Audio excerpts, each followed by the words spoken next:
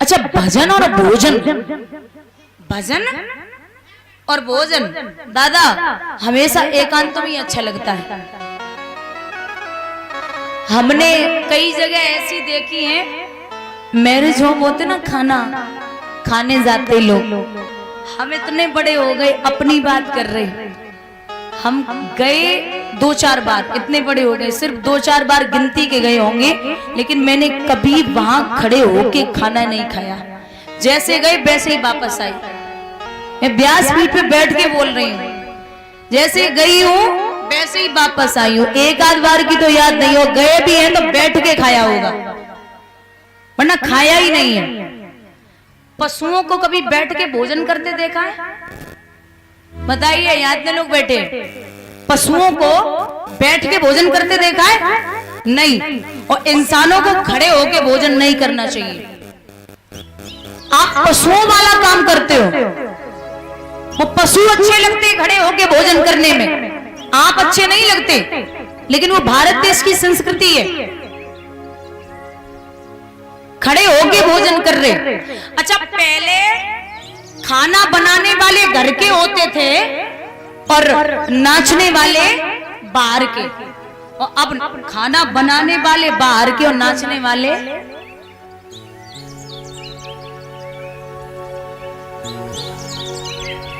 पहले भोजन घर पे किया जाता था और शौच क्रिया करने बाहर जाते थे।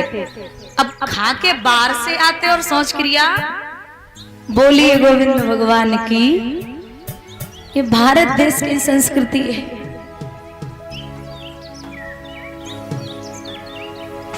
कब तक सुधारोगे? जितने पढ़े लिखे हैं वो मानते तो है नहीं, बोले हाँ अच्छा ज्ञान बांट रही है, तो जो जिसे करना है आजाद हो आप, जैसे जिसे करना वो करिए। 75 साल हो गए, अब तो आजाद हुए, कोई टेंशन नहीं है, जैसा जिसका दिल करे वो करिए। विचार किया परीक्षित ने कि महात्मा ने नेत्र बंद क्यों कर लिए। मैंने देखा है आंखों से और आंखों का पलक गिराया है, दिल ने सोचा देख कर मुझे इसने आंख को चुराया है, दिल ने।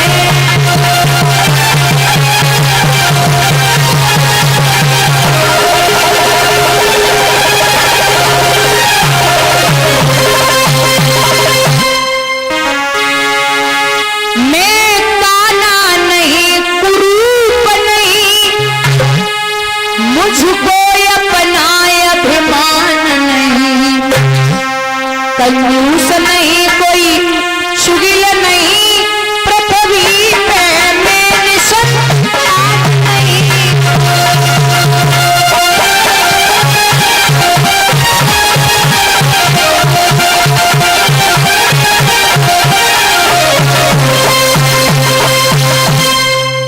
मैंने देखा है आंखों से, आंखों का पलक गिराया है, दिल ने सोचा देख कर मुझे इसने आंख को चुराया है।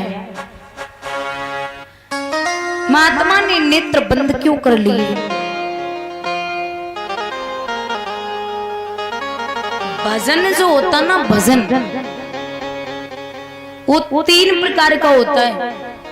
जो बचपन में भजन किया जाता है वो अमृत के समान लगता है, और जो जवानी में भजन किया जाता है वो दूध और घी के समान लगता है, और जो बुढ़ापे पे चले हैं परीक्षित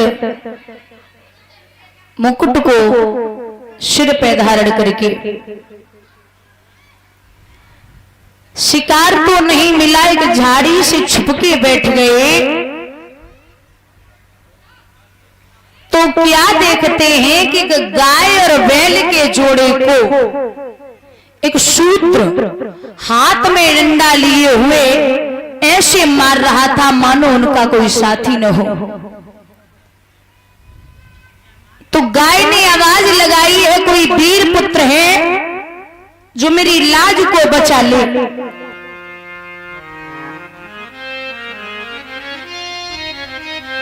परीक्षित ने धनुष पे बाण चढ़ा लिया और जवाब दिया, निधड़क हो निर्भय हो कपिले, सेवक सेवा में हाजिर है, विश्वास रहे मैया मेरा तुझ पर सर्वस्व निछावर है।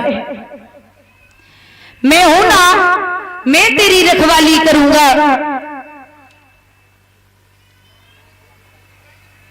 अब श्री सूत जी बोले कि हे शौनकादिक ऋषियों, आपको पता है कि ये गाय कौन थी, ये बैल कौन था, और जो इन दोनों को मार रहा था वो कौन था? तो बोले ये गाय जो है ये पृथ्वी मैया है, और जो बैल है वो धर्म है। धर्म के 4 चरण होते हैं, सत्य, तप, दया और दान। लेकिन वो बैल एक ही पैर से भाग रहा था, 3 पैर कहां गए? बोले जब सतयुग था तब 4 थे, जब त्रेतायुग आया तब 3 बचे, जब द्वापर आया तो और अधर्म बढ़ा तो 2 बचे, और जब कलयुग ने अपना चरण दबा लिया तो सिर्फ 1 पैर बचा है।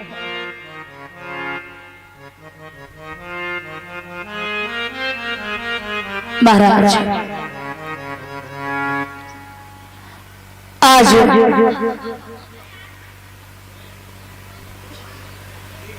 जवाब दिया कि जो इन दोनों को मार रहा था वो कौन था? बोले वो कोई और नहीं,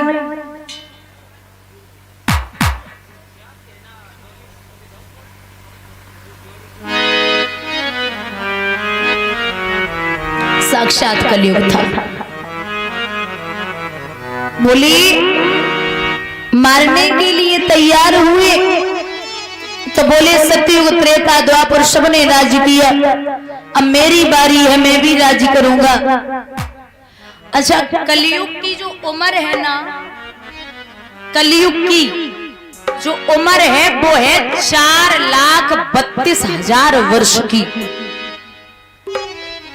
कलयुग की उम्र है 4,32,000 वर्ष की, और अभी कलयुग का ढंग से बचपन भी नहीं है, तब ये गति है। और जब घोर कलयुग आया, कलयुग अपनी जवानी पे आएगा तो माँ बेटे, बाप बेटी और भाई बहन का रिश्ता खत्म हो जाएगा। जैसे पशु व्यवहार करते, पशुओं में कोई रिश्ते नाते नहीं होते, ऐसे ही व्यवहार होना शुरू हो जाएगा। काहे परीक्षित ने जा, मैं तुझे 4 स्थान देता हूं। कौन कौन से?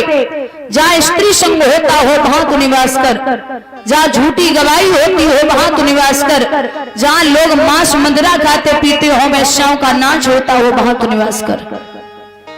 बोले अरे महाराज, कलयुग का अच्छा प्राणी तो नहीं जा सकता, आप ऐसी जगह दे रहे हो। तो परीक्षित बोले जा तू कनक में निवास कर। कनक माने सोना, और एक होता है धतूरा। कनक कनक ते 100 गुणी, माधिकता अधिकाय, और बा खाए बोरात और बा पाए बोरा।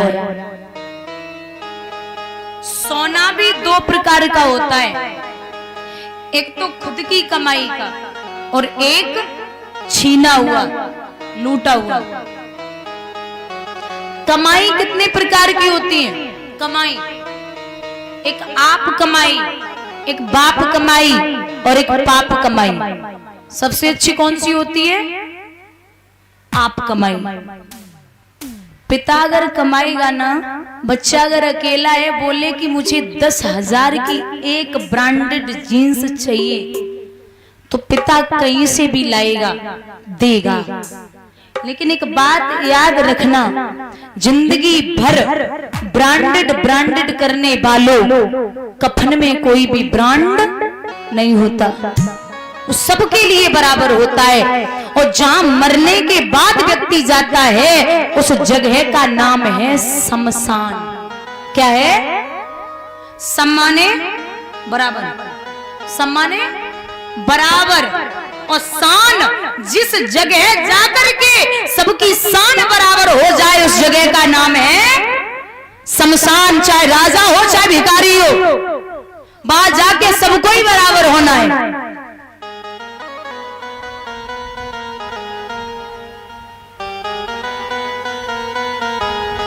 महाराज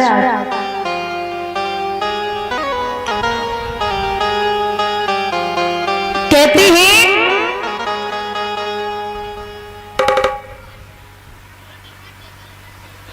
कलाकारी सुन रही और निगाह नहीं